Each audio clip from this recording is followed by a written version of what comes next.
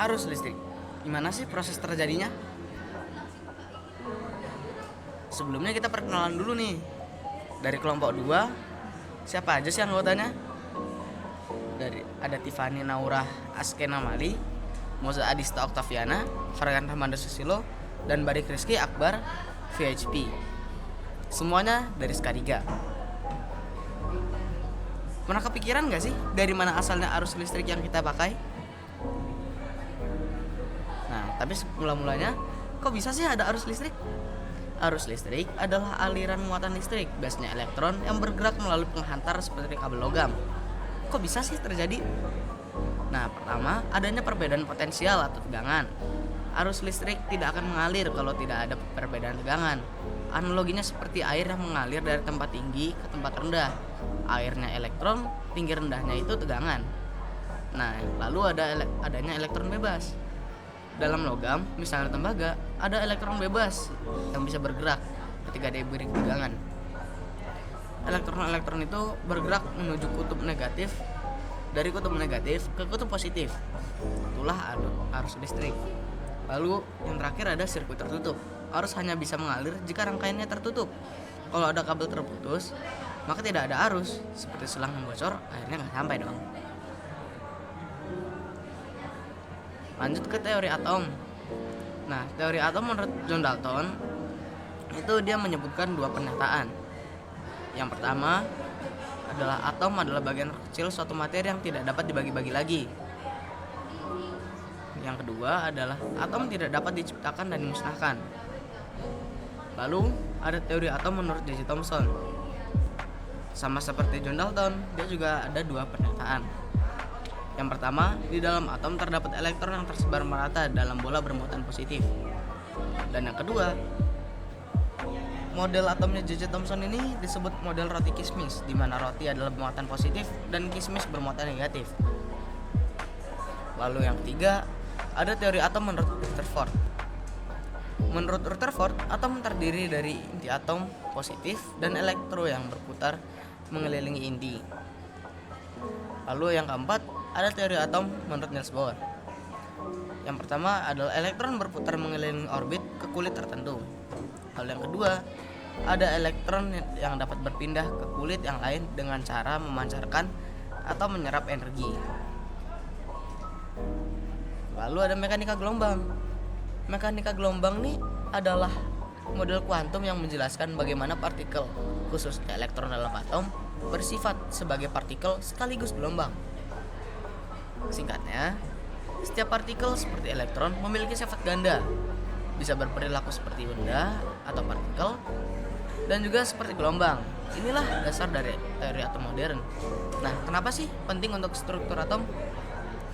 Di dalam fisika klasik seperti model Bohr, itu elektron bergerak mengelilingi inti seperti planet yang mengelilingi matahari.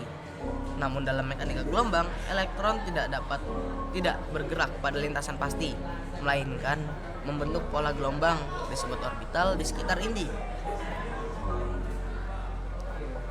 Lalu ada elektron valensi. Nah, apa sih elektron valensi? Elektron valensi itu adalah elektron yang berada pada kulit terluar pada suatu atom. Nah, apakah elektron valensi dapat keluar dari jalurnya? Iya, karena ikatan antar atomnya lemah.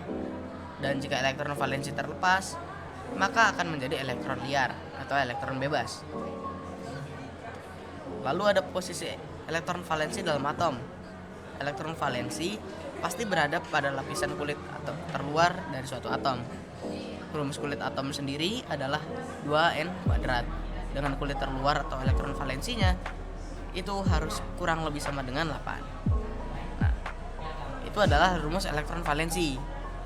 Nah, jumlah elektron valensi juga dapat digunakan untuk menentukan golongan A dalam tabel periodik. Contohnya seperti natrium yang nomor atomnya 11, maka konfigurasi elektronnya 2, 8, dan 1.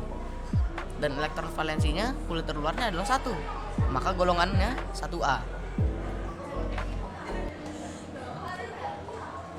Seperti yang dijelaskan, elektron pada kulit terluar atau valensi dapat bergerak.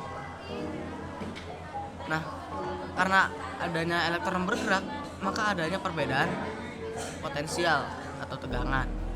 elektron akan secara otomatis mencari tempat yang kelebihan proton, sehingga elektron akan menetralkan atom tersebut sehingga meninggalkan atomnya sendiri. Nah, apa yang akan terjadi bila suatu elektron bergerak? Elektron tersebut akan menghasilkan arus listrik yang arahnya berlawanan dengan arah bergerak elektron. Terus, apa sih penyebab elektron bisa bergerak? Elektron bergerak dikarenakan ingin menetralkan suatu atom yang kelebihan muatan, proton, atau bisa juga karena dibawa oleh elektron bebas atau liar. Lalu adanya elektron bebas. Elektron bebas itu sendiri bergerak dengan pola zigzag yang membuatnya berkontakan dengan elektron bebas lain atau elektron yang ada pada atom di material tersebut. Hal ini yang menjadi faktor hambatan. Nah, hambatan inilah yang membuat peralatan listrik elektronik menjadi memanas ketika dialiri listrik. Nah, ini adalah arah arus listriknya, dan ini adalah arah elektron yang bergeraknya. Lalu ada sistem sirkuit tertutup. Analoginya seperti air yang berpindah wadah. Sebelumnya, kita perlu mengetahui bahwa suatu atom memiliki 3 bagian utama, yaitu proton yang bermuatan positif, neutron yang tidak bermuatan atau netral, dan elektron yang bermuatan negatif. Elektron akan berpindah menuju atom yang kekurangan elektron untuk menetralkan atom tersebut. Atom yang memiliki proton lebih banyak memiliki potensial yang lebih tinggi, sehingga dapat disimpulkan bahwa elektron berpindah dari potensial tinggi ke potensial rendah. Lalu ada energi listrik dari atom yang bergerak sehingga menciptakan arus listrik yang akan menimbulkan energi listrik yang seringkali digunakan di kehidupan sehari-hari. Namun energi listrik ini tidak bisa langsung dipakai ke peralatan elektronik dikarenakan arus listrik yang belum stabil. Maka dari itu kita butuh Stavolt atau biasa disebut stabilizer listrik merupakan alat yang digunakan untuk menstabilkan arus listrik yang akan digunakan pada peralatan elektronik. Nah, manfaatnya stavolt itu tentu saja mencegah peralatan elektronik rusak, menjaga arus listrik tetap stabil, dan mencegah lonjakan arus listrik. Nah, lalu kalau arus listrik sudah aman, gimana?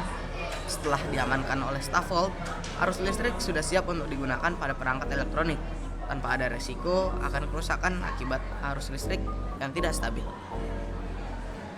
Nah, langsung kita ke ringkasannya.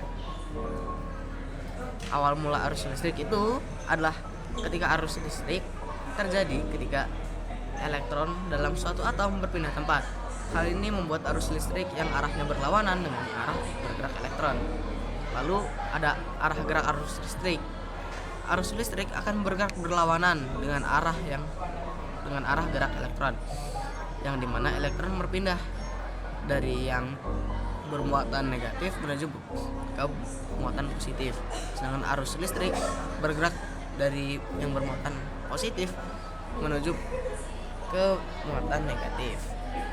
Lalu saluran arus listrik tidak bisa langsung saja digunakan. Arus listrik membutuhkan stavolt atau stabilizer agar arus listriknya tidak mengalami lonjakan dan membuat kerusakan pada elektronik. Nah, segitu aja dari kita. Terima kasih karena sudah sabar dan juga sudah mengapresiasi hasil karya kita. See you guys.